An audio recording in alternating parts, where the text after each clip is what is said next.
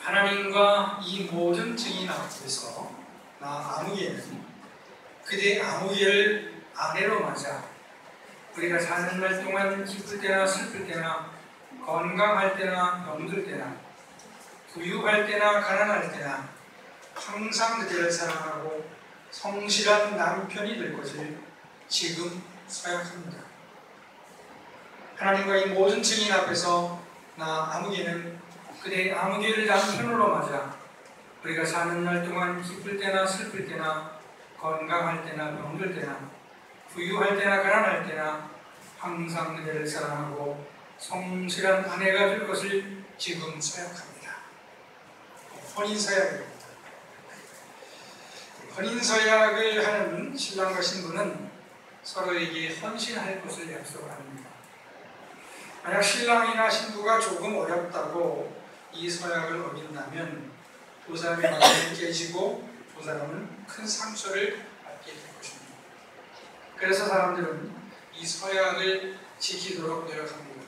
물론 이 서약하고 아마 대부분의 부부들이 잊어버리겠습니다. 그래도 노력을 합니다. 신앙생활도 결혼에 비유할 수 있습니다. 기독교인이 된다는 것은 하나님과의 언약을 맺는 겁니다. 언약이라는 표현이 매우 중요합니다. 예수님이 그리스도라고 고백하고 예수님을 신랑처럼 알고 섬기겠다고 약속하는 겁니다. 신랑 예수님은 우리에게 생명을 주십니다. 우리는 예수님께 우리의 삶을 드려야 합니다. 우리가 예수님께 기대하는 것은 빵의 수준이 아닙니다. 빵의 수준에 머물면 안 됩니다. 세상의 성공이나 행복의 수준에 머물면 안 됩니다. 우리가 예수를 믿음으로 빵의 문제를 해결하는데 도움을 받을 수 있을지도 모르겠습니다. 옛날에는 교회 가면 빵 주니까 가서 도움 받은 거겠죠.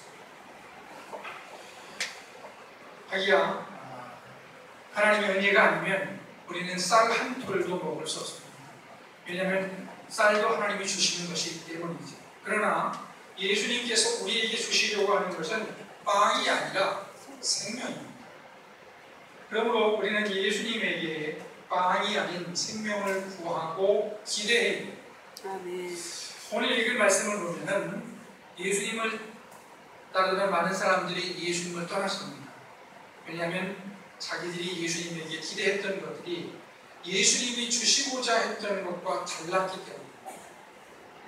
또 예수님이 자기에게 대해서 하시는 말씀을 이해하지 못했거나 믿지 못했기 때문입니다. 예수님께서 자기가 생명의 떡이라고 말씀하셨거든요. 그래서 그 말씀을 이해를 못했던 것입니다. 혹은 믿지 못했어요. 그래서 떠났습니다. 그리고 많은 사람들이 예수님을 떠났을 때 예수님은 남아있는 제자들에게 물으셨습니다. 너희도 나를 떠나겠느냐? 그때 베드로가 대답하죠. 아주 중요한 또 의미 있는 대답입니다. 주여, 영생의 말씀이 주께 있사오니 우리가 누구에게로 가오리까? 우리가 주는 하나님의 거룩하신 자인 줄 믿고 알았사옵나이다. 이 말씀에서 보면 믿고 알았다는 표현이 나오는데 우리 그리스도인의 신앙, 우리 기독교의 진리는 이성으로는 파악할 수 없는 진리거든요. 그렇기 때문에 믿고 알 수 있는 진리입니다. 그래서 믿고 알았다 하는 표현이 중요합니다. 이 상황을 이해하기 위해서는 앞에 어떤 일이 일어났는지 이해해야 합니다. 많은 사람들이 예수님을 따랐습니다. 예수님께서 병자들을 고치시고 또 하나님의 말씀도 전하셨고 많은 이적을 베푸셨기 때문입니다. 그리고 어느 날 많은 사람들이 모여있을 때 마침 먹을 것이 떨어졌습니다. 먼 길 사람들이 와서 예수님을 쫓았기 때문에 먹을 것이 떨어졌어요. 그래서 예수님께서 제자들에게 물으시죠. 이 사람들을 굶겨보낼 수 없는데 어떻게 하면 되겠느냐. 그러니까 예수님의 제자 중에 일일이 계산이 빨랐던 사람이 돼요. 주님, 이 사람들을 다 먹이려면 200데나리온도 부족하겠습니다. 하루 품삯을 10만 원으로 쓴다면 2천만 원이 있어도 안 됩니다. 그리고 물론 제자들에게는 그런 돈이 없었습니다.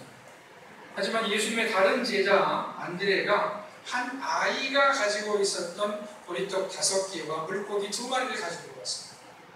그리고 예수님은 5,000명이 넘는 사람들을 풀밭에 앉게 하시고 때를 지어서 앉게 하시고 떡과 물고기를 떼어 주셨는데 5,000명이 먹고 남았다 그랬습니다. 예수님께서 보리떡 5개와 물고기 2마리로 5,000명이 넘는 사람들을 먹이신 사건은 한마디로 기적입니다. 과학적으로 도저히 설명할 수 없는 일이었습니다. 무신론자들, 진화론자들은 세상이 우연히 생겨나서 우연히 진화해서 지금과 같이 되었다고 믿습니다. 그러면서도 세상에는 어떤 법칙이 있다고 믿죠. 그래서 오병이어의 기적은 부인할 겁니다. 물론 진화론자가 아니라도 오병이어의 기적을 선뜻 믿을 수는 없습니다. 그러나 예수님은 창조주의 능력으로 오병이어의 기적을 일으키신 것입니다. 그런데 예수님께서 오병이어의 기적을 일으키신 데는 다른 뜻이 있었습니다. 예수님은 단순히 배고픈 사람에게 떡을 주시는 것이 아니었습니다. 물론 먹는 것도 매우 중요합니다. 오늘 아침에도 제가 와서 오늘 아침에 딴 때보다 좀 적게 먹었어요. 제가 중고등부 간식을 잘 안 먹는데 중고등부 간식을 먹었습니다. 포도, 어저께 갑자기 교회에서 조그만 포도가 생겨있어요. 제가 인터뷰를 하고 있어요. 포도를 얻어서 포도가 있었는데 포도를 먹었습니다. 설교할 힘이 있어야 됩니다. 먹어야 돼요. 그죠? 먹는 게 중요합니다. 그러나 예수님께서 오병이어로 5,000명을 먹이실 때 그 사람들이 곧 죽을 것은 아니었습니다. 한 끼 굶는다고, 하루 굶는다고 죽을 것은 아니었습니다. 예수님께서 오병이어의 기적을 일으키신 것은 예수를 따르는 이유를 분명히 알게 하기 위해서였습니다. 그것은 바로 예수님이 하나님의 아들이요 그리스도이심을 믿고 생명을, 영생을 얻게 하기 위한 것입니다. 제가 처음에 결혼 얘기를 했는데요. 우리가 결혼할 때 상대의 외모나 재산만 본다면 그 결혼은 문제가 많죠. 외모만 본다면 얼굴에 상처가 생기거나 크게 다쳐서 장애를 가지게 되면 어떻게 합니까? 또 재산만 본다면 재산이 없어지면 어떻게 합니까?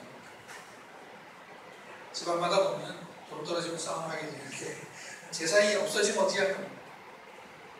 물론 사람들이 결혼할 때 외모도 보고 재산도 보고 하지만은 그러나 결혼은 그 사람을 보고 하는 거죠. 그리고 결혼한 후에는 내가 어떻게 내 아내와 내 남편을 기쁘게 할 것인가를 생각해야 돼요. 어떻게 내가 대접받을 것인가를 생각하면 아닙니다. 우리는 바보 온달과 평강공주 얘기를 잘 알고 있습니다. 고구려 사람들이죠. 온달은 형편없는 볼품없는 사람이었습니다. 딱 마르고 또 머리도 안 좋아서 바보로 불리는 사람이었어요. 근데 평강공주는 평강왕의 딸입니다. 그런데 이 평강공주가 어려서부터 잘 울었대요. 어려서부터 막 울어서 그래서 어른들이 왕이 그렇게 자꾸만 울면은 저 바보 온달한테 시집 보낸다 그렇게 얘기를 했다고 합니다. 그리고 이제 평강공주가 커서 귀족에게 시집을 보내려고 하니까 평강공주가 당황하게 뭐라고 했냐면 어떻게 어른들이 한 입으로 두 말 하느냐, 나를 바보 온달에게 시집 보내겠다고 하지 않느냐, 난 바보 온달한테 시집 가겠다. 그래서 시집 보내겠어요? 정식적으로 안 보내니까 왕이 궁궐에 있는 폐물을 가지고 도망간 거예요. 그래서 바보 온달을 산 거죠. 그래서 키운 겁니다. 남편을 그 돈으로 공부도 시키고 무예도 시킨 거예요. 그리고 온달은 사냥대회에 나가서 우승을 하게 됩니다. 그리고 그것이 자기 사위였다는 것을 왕이 나중에 알게 되죠. 그래서 그의 높은 벼슬을 내리게 되었다 하는 얘기가 있습니다. 아차산에 가면 그 엄달이 거기서 엄달이 전사를 했다고 합니다. 제가 이 말씀 왜 드리는지 아시겠죠? 그죠?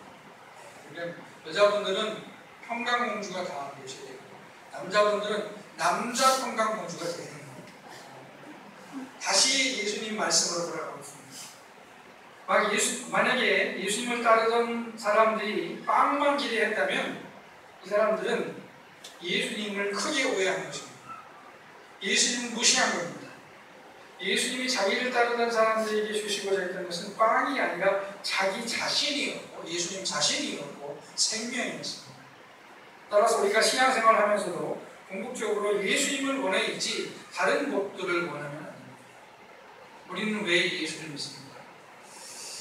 저는 여기 계신 분들 중에서 단지 세상적인 복을 위해서 예수를 믿는 분은 한 분도 없다고 생각합니다. 그럼에도 불구하고 우리가 세상적인 복에 흔들리는 것은 아닌지 점검해 볼 필요가 있습니다. 우리에게 많은 돈이 있다면 좋을 겁니다. 어떤 우리나라의 유명한 목사님이 설교하시는 걸 들으니까 이렇게 설교하시더라고요. 돈은 많으면 많을수록 좋습니다. 돈은 다다익선입니다. 이렇게 설교하시는 걸 들었어요.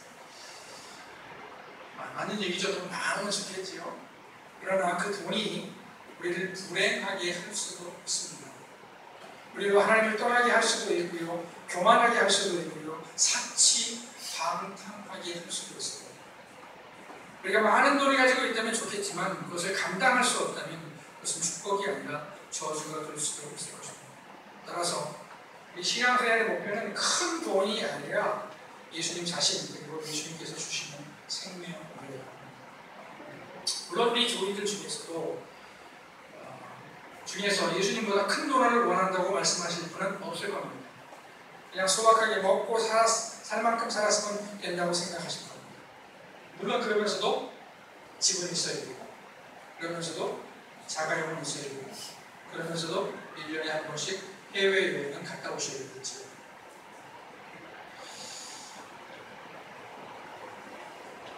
그리고 만약 큰 돈을 벌고 싶은 마음이 하나님께서 주신 것이라면 그것도 아름다운 것이라고 볼 수가 있습니다.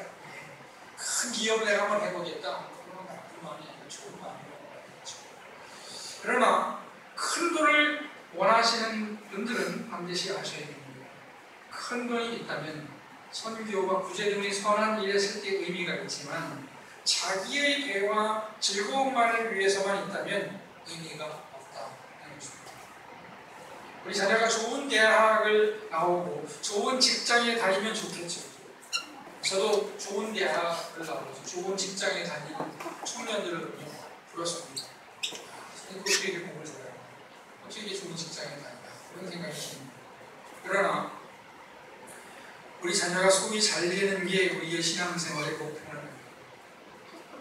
자녀 문제에 있어서 오히려 우리가 확실한 믿음 가운데 기독교적 세계관을 가지고 하나님 나라를 위해서 헌신하는 자녀를 만드는 것이 복이 되는 것입니다.